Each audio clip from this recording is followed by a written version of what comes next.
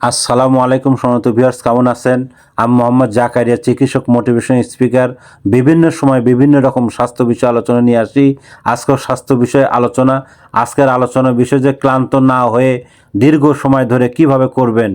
তাহলে ভিডিওটা প্রথম থেকে শুরু করে শেষ পর্যন্ত না টেনে শুনবো। প্রথমে একটি লাইক দেব, সাবস্ক্রাইব করব, নোটিফিকেশন অন করব, পেজে ফলো দিব। তাহলে স্বাস্থ্য সম্পর্কে নোটিফিকেশন আপনাদের কাছে পৌঁছে যাবে। তাহলে বন্ধুরা মনোযোগ দিয়ে শুনুন। ক্লান্ত না হয়ে দীর্ঘ সময় ধরে কিভাবে করবেন। 1. মোটা কন্ডোম ব্যবহার করুন। 2. বিভিন্ন পজিশন ট্রাই করুন। 3. মাঝে মাঝে 15 থেকে 20 সেকেন্ড বিরতি নিন।